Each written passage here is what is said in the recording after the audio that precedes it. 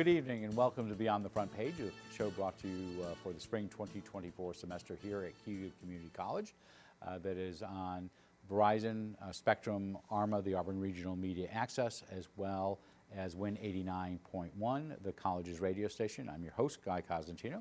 We are delighted to have in the studio today the Seward House's Director of Education, Dr. Jeffrey Ludwig, better known as Jeff Ludwig to everyone who he talks to talk about one of Central New York's premier historic sites and a great tourism boom for Cuyahoga County. We've asked him to come into the studio to not only talk about the Seward House Museum, but they have some great events coming up and some authors, including my favorite author, is coming back to Auburn, who we've had in the studio in the past, as well as talk about their Lunchtime Series, which is going again, as well as a new exhibit called Going Upstate.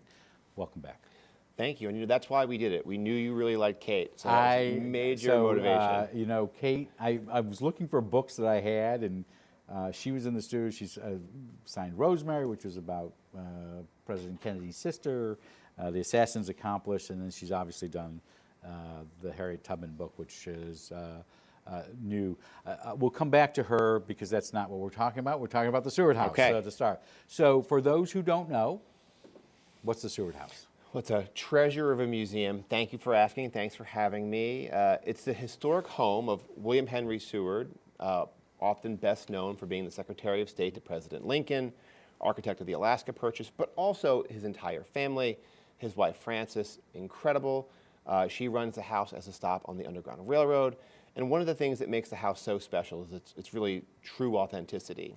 So the home was in private hands for about 4 generations, when it was built in 1816 until the family themselves turned it over to become the museum, as I hope Auburn knows it today, in 1951, with nearly everything inside. So you're roughly around just short of your 75th anniversary as a historic site, yes. Not as a museum, but as a historic site. And almost everything inside is from them. It's really an incredible time capsule. So you walk in, you feel transported to the 19th century, and then hopefully along the way you come to know the family. And you don't just feel like you're retreating or escaping into the past, because so many of the issues and concerns that animated their lives are still debates that are polarizing today. Issues of... Well, many times when you have, whether it's Walter Starr or Kate Clifford Larson or others, you've got the woman who's written The Agitators, who's coming back. These snake throughout, and they don't seem to ever be an ending debate in the United States. No, and you never get tired. You never find the end of the stories. It's almost like just a limitless paper trail and fascinating lives that have a lot to tell us about the past and present. So you've done some series of lectures, which I've been fortunate enough to come to, and they're very fun. You did a great one on Thanksgiving. You had a lot of kids that day because I think school was out for some reason, and there were a lot of kids, and you were very attentive to them. There were these group of 3 young ladies who had lots of questions for you. But at that point, you were near the end of the season for the Seward House, because you do close after December for January and February. But you reopened last week, correct? We reopened last Friday, so now we're open for the rest of the year. And what are your hours? Great question. Through the end of May, we are Tuesday through Saturday with guided tour only. They're hour-long on the hour. So first tour every day is at 10, last one takes off at 4 p.m. Starting in the summer, right after Memorial Day weekend, we open up to Sunday afternoon tours. We carry those through into the fall. And then I think into October is when we go back to Tuesday through Saturday only. And for that period of time, sometimes people don't understand, and I know you're not the only institution locally that does this, but you close in January and February because you all go to the Bahamas, right? No. But you can see my tan. So there is a period of there is a reason you do close for those 2 months. So what goes on at the Seward House in those 2 months that nobody comes in the door? That's a great question. They go really fast. They're surreal in terms of how quiet they are after how loud we get around the holidays with very busy You have the candlelight tours, and which are at night, and people should start looking for those schedules in the fall. We'll have those schedules out. Those newsletters should hit in September, so we'll know by the end of summer when they're going to be, usually 8, 9, 10 nights of that. So what do you do during those 2 months? So this really gives us a chance to do a lot of resetting. So this time last year, how I spent my winter break was working with our team, and we put together the exhibit we opened for 2023. It's still open this year, called Rooted in Reform. It was a lot of research into the family's connection, starting all the way back with the founder of the house, Elijah Miller, to the Auburn prison. And a lot of the work for the research, the design, getting everything ready, that really consumed winter. And where is that located? If you've been in the house, where is that located in the house right now? As soon as you go up the main stairs, instead of turning left into the diplomatic gallery, the landing space, you go straight back through. into what were bedrooms, and it's a double exhibit. It will be open all this year. Where the Emancipation Proclamation portrait used to hang. Yes, exactly. Okay. And by the way, how long have you been at the Seward House? I started in July of 2015, so it's been a very fast 8.5 years. I don't know. I had a little baby, and now he's 9 years old. So it's gone in the blink of an eye, but almost 9 years now. And what are your responsibilities? What are you tasked? Obviously, you have an executive director in Billy Chabot. You are education. So what's your portfolio? Well, Billy always says it's the fun part. It's multifaceted. So briefly, the director of education manages our volunteer program, and I'm not alone. There's an education outreach coordinator, Kate, who's wonderful. We manage 40 to 50 volunteers, and a little shout out, our volunteers gave 3,200 total hours last year. It's a lot of tours, a lot of desk shifts, a lot of garden work. We manage the internship program. Almost 2 full years. If you were working as an employee, almost 2 full years of an employee. Of an employee. That allows us to keep our admission costs low. We're very happy to offer a discount for Cayuga County residents. Manage the internship program, which I think your niece was enrolled in last summer, working with local colleges. We're just starting that up now. As we'll talk about today, the public programming, it's the interpretation. So every year we revisit the stories. What do we want to emphasize? What are our major themes that tie to exhibits? And then retrain our volunteers and storytellers around those themes. So on that particular front, you have a new exhibit going upstate. First of all, what is that about? So going upstate is, we're hosting it from the University of Rochester. It ties in very much to our prison exhibit, Rooted in Reform. So the third floor piece. Yeah, that's us. And downstairs right now in the gift shop area and at APT, at Auburn Public Theater, it's split between 2 sites. Okay. The University of Rochester did a 6-year collaboration between their anthropology and religion departments. They visited a number of upstate communities that were also carceral or prison communities, and they conducted studies. They talked to people who worked in prisons or were formerly incarcerated in prisons. And this exhibit really is a culmination of all the stories they gathered, objects that were donated to them, and they're fundamentally interested in what does it mean to be a prison town in upstate New York? What does it do to a town? So a current prison town or a prison town that was founded in 1812, 1814? In Auburn's case, both. Okay. But they were interested in Attica and Elmira and other sites where there are prisons today. And it opened Friday? It opened Friday night. Friday. So you said it's at 2 different places. So do I go to 2 different places to go see it? Yes, you'll have to do that. And it won't cost you a thing to walk into our museum when we're open and just see that exhibit. We have exhibit gallery guides you can take with you. They made posters and postcards, and we would love it for you to come and see what's on display at the Seward House. If you have time for a tour, the upstairs exhibit, but then to walk to APT. So what do you see when you walk into the Seward House and you go, which is you said the gift shop there, which has got some really cool stuff always. What do you see when you walk in? And that's in the back of the building. Right, and it is the main visitor entrance. So everyone who enters the museum now hopefully will engage with it.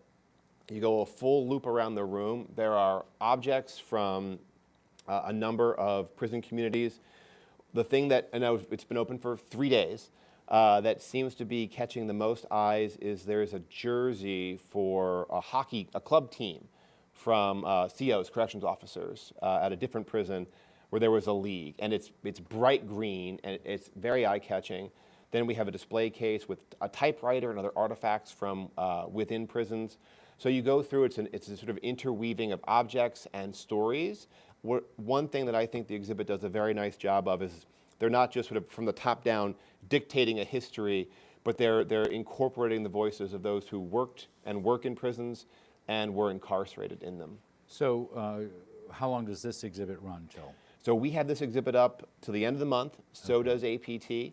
So if you want to go see it, you have to go in March. Go in March. Okay. And put on your calendars, we're doing a dialogue event on March 21st, and APT is doing a talk back with the curators on the last day of the month. I believe that's March 30th. And those curators were here Friday night as well? They were here. They would split their time between us and APT. And what did they talk about on Friday night, at First Friday?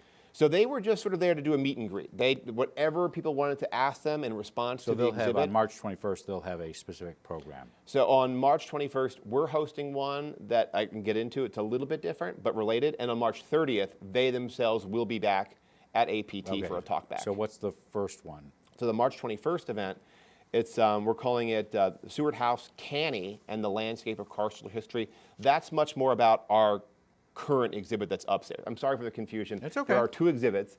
So the upstairs exhibit, or our exhibit, that's what the 21st event is about. And we are bringing in representatives of CANY, which is it's the acronym for the Correctional Association of New York. It dates back to the 1840s, to William Seward's time as governor.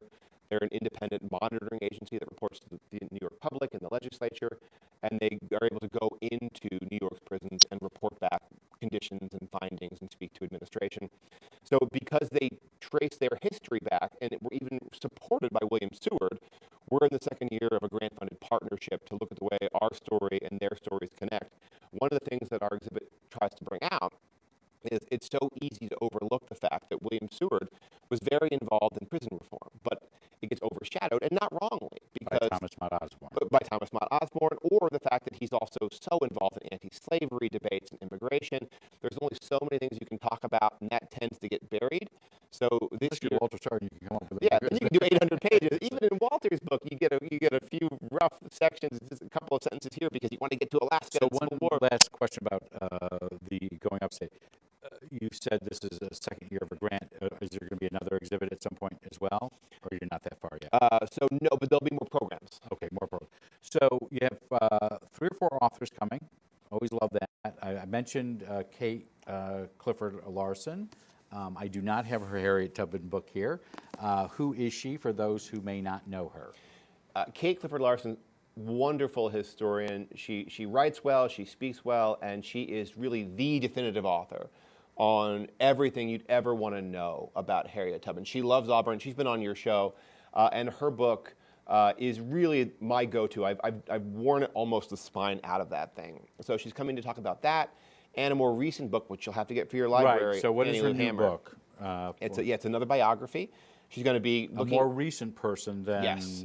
Well, I guess Rosemary Kennedy. A little more even than Rosemary. So civil rights activist Fannie Lou Hamer. From the 1950s and 1960s. And so her new book is coming out. She is going to be here on May 9th, which is a Thursday night. What do you have planned?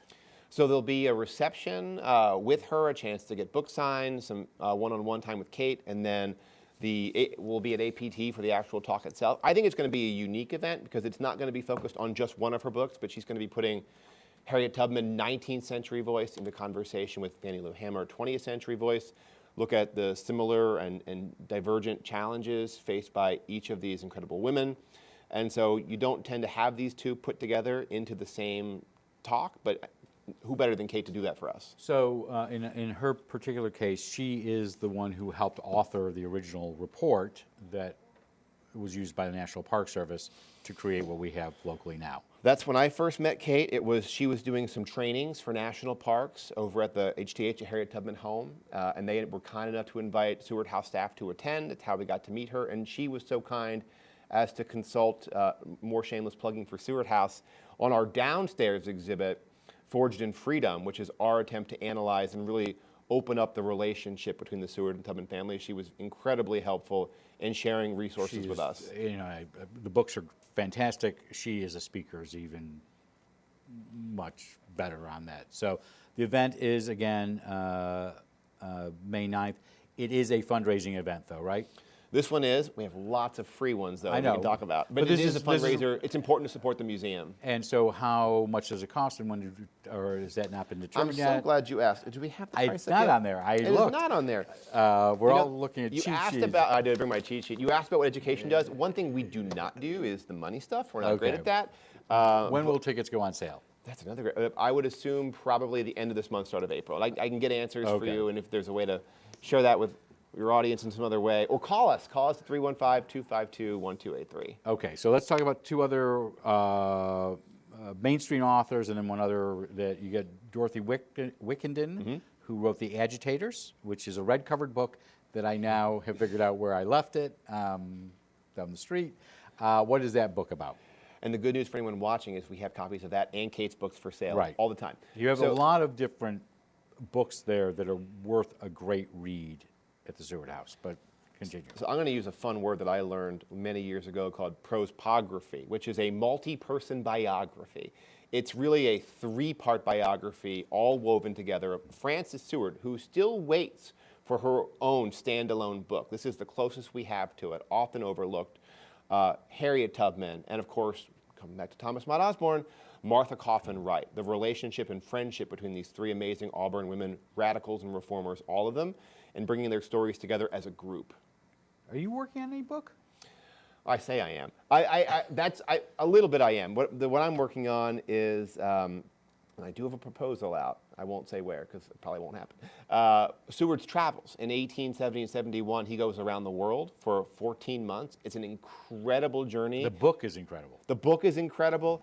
And so I'm working on a sort of a version that would bring the book back with a new introduction. By the way, my copy is not marked up like these copies that we were talking about before. So April 17th, 2 days after tax day, where is the event?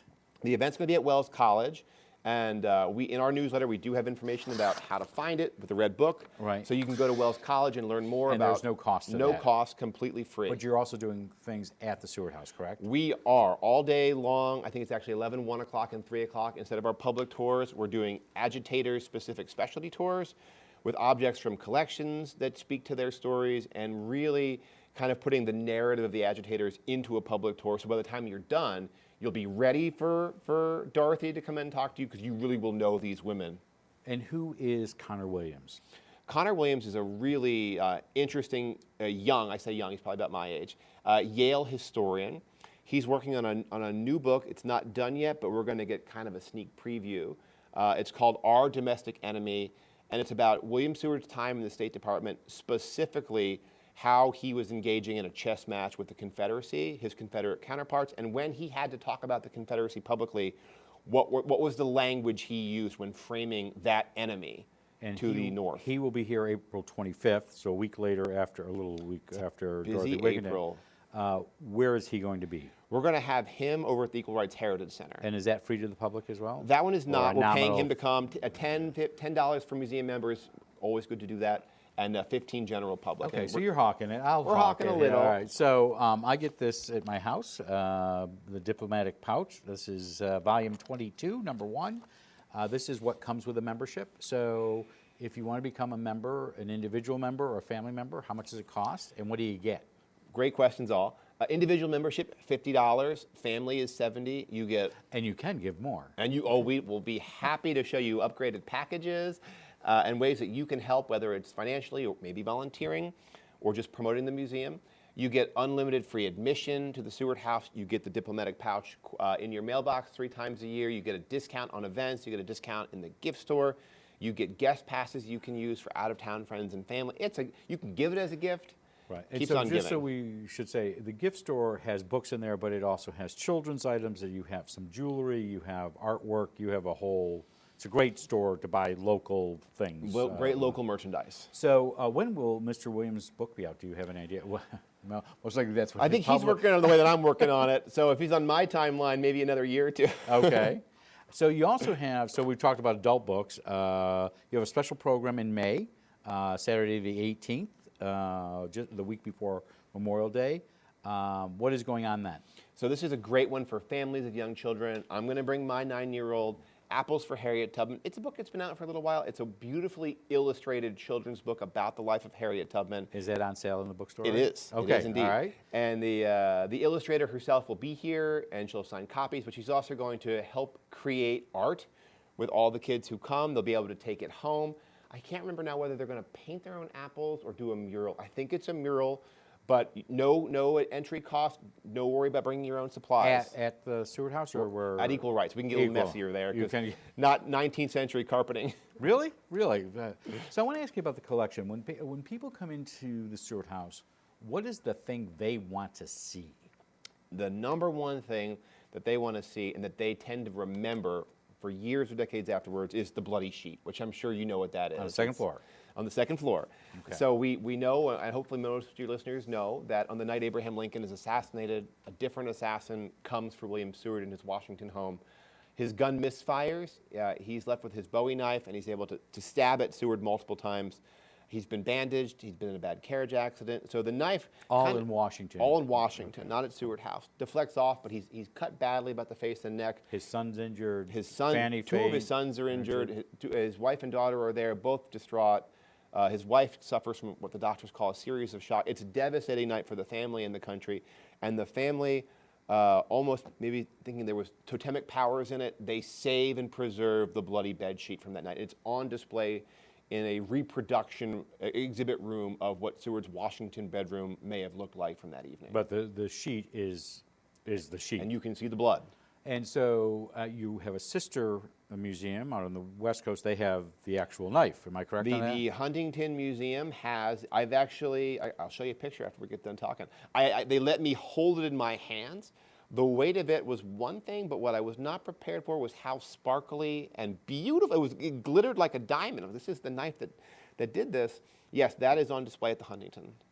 And so people want to see the sheet. They want to see the sheet. What do you want them to see?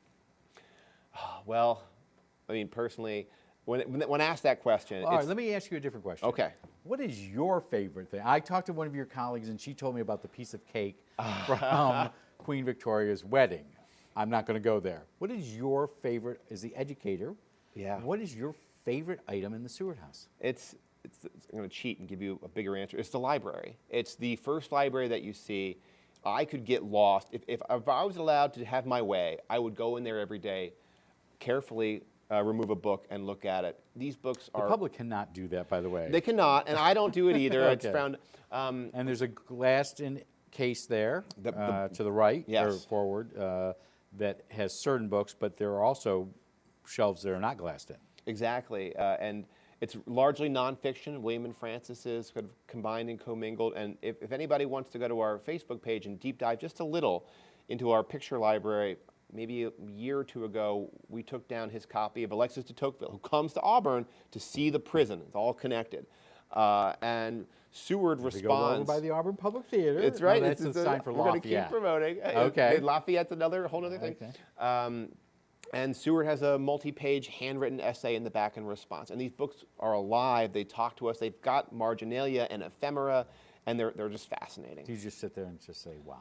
I do. And 8.5 years later, I still do. So, okay, so maybe not the books because that's your interest. If you had something that you wanted to have somebody see, that's, you know, and I can come to mind, I think the Globe is wonderful, the bust of Seward. I can go through a whole list of my favorites. What do you want people to see? Well, I am a sucker for fine arts. I love the portraiture. So every time I walk into the parlor, Elijah Miller. I still remember to this day when President Adams is in there. President Adams is in there. They had John Quincy. When I got my tour of the Seward House for the very first time as a job candidate, and I saw the portraits of William and Francis, I felt connected to them, and I feel like the house carries you from there to the end. And do you still do tours? Is it still, I want to say mandated because that's a bad word, but do fourth graders still come to the Seward House for an annual visit? There is still the Passport to History program, alive and well. All 5 of the elementary schools are invited. I think last year we did get all 5.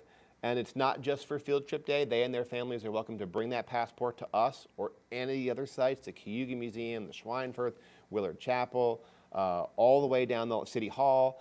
And free admission, and they, I think a lot of them come for a field trip and they come back with their families. So for the last 4 or 5 minutes, I want to talk about a couple other things that are going on. One is you're bringing back your lunchtime lecture series, correct? Yes, we are.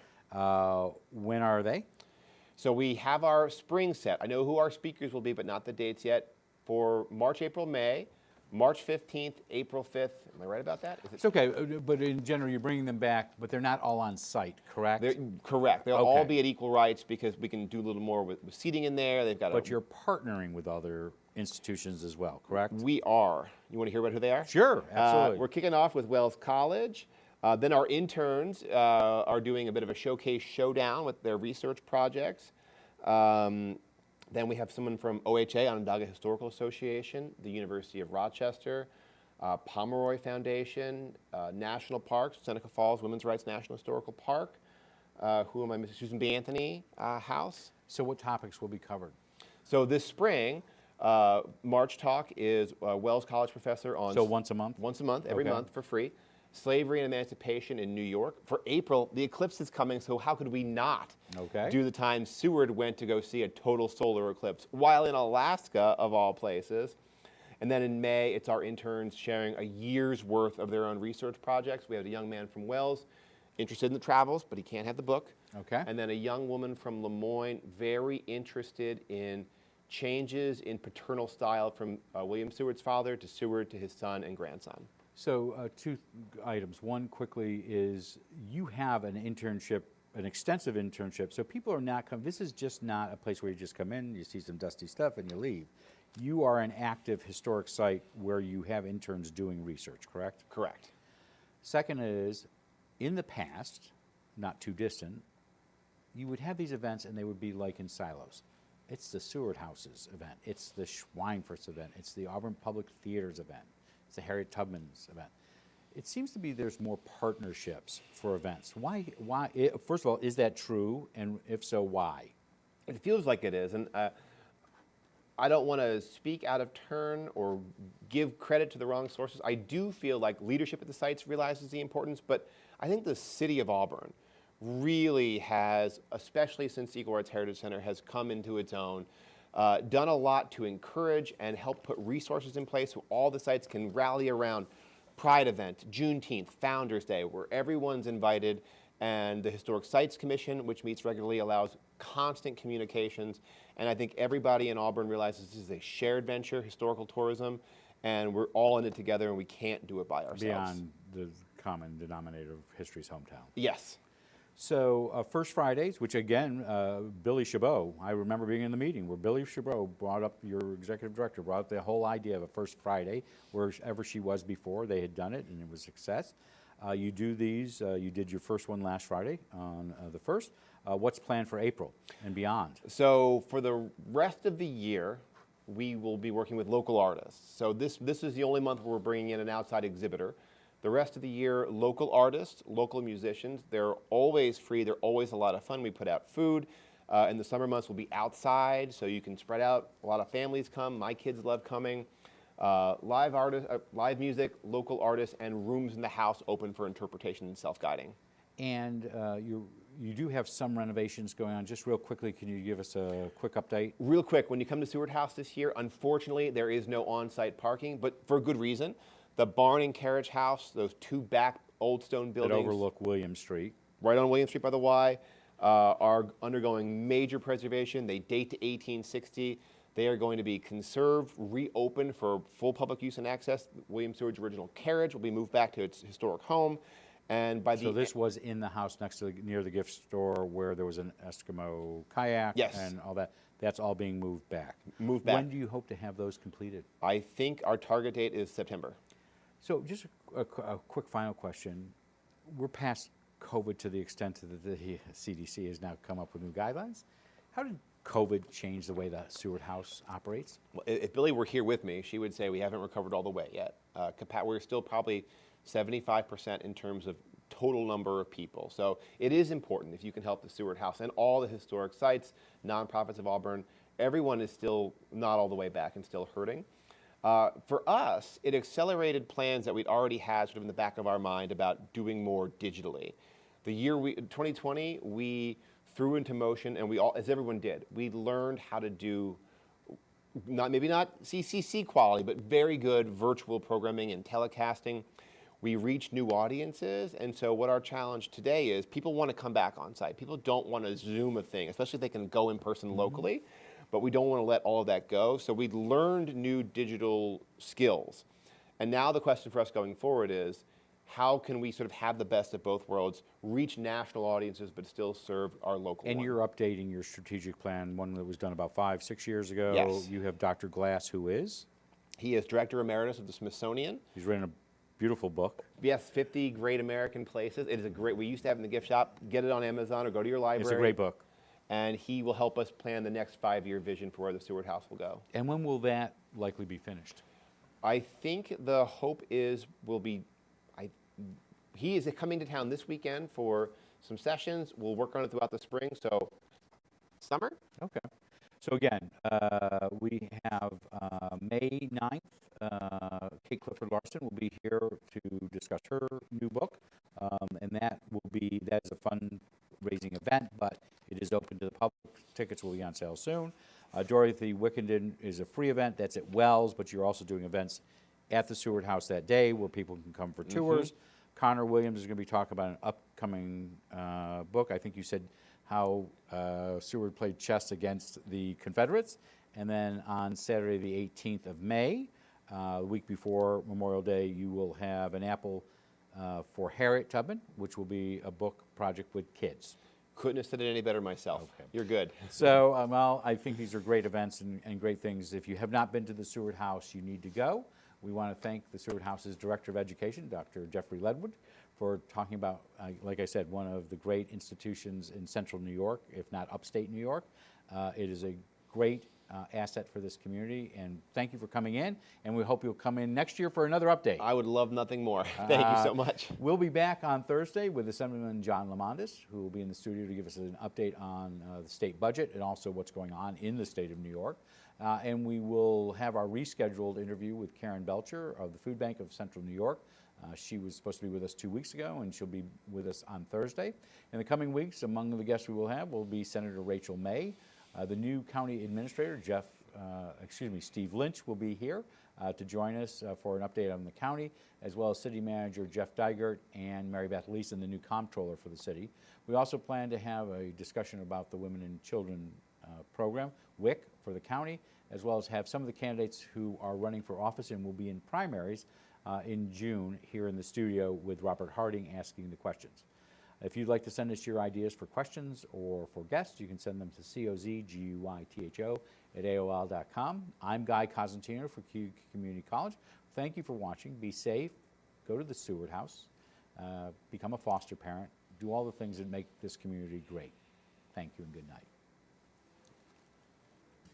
We cover most everything.